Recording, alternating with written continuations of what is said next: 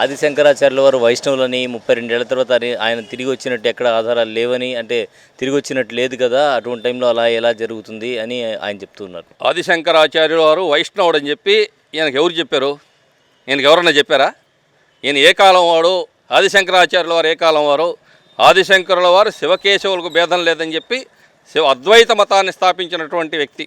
అదే అద్వైత మతమే కాకుండా ఈరోజు షణ్మత స్థాపనాచార్యగా ఈ షణ్మతాన్ని స్థాపించి వాళ్ళ యొక్క పూజా విధానాలు షణ్మత విధానంలో తీసుకొని వచ్చినటువంటి వ్యక్తి ఆదిశంకరాచార్యుల వారు. ఆదిశంకరుల వారు వైష్ణవుడా శివుడా అని చెప్పేదానికి ఈయనెవరని, ఈయనకేం సంబంధం అసలు? ఈయనెవరైనా ఈయనెవరైనా ఏమన్నా నువ్వెవరని అడిగితే ఏం చెప్తాడు? కాబట్టి ఇవన్నీ మానుకోమనండి.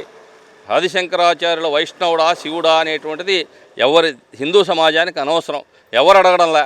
వైష్ణవులు వచ్చి మీరు శైవులా వైష్ణవులా అని అడగల. ఈయన ఎందుకు భేదాభిప్రాయాలు తేవడం? కేవలం ఏదో ప్రచార ఆర్భాటం కోసం తన వార్తలకు ఎక్కడానికి ఇటువంటివి చేస్తే ఇది మంచి పద్ధతి కాదని కూడా తెలియజేస్తున్నాం.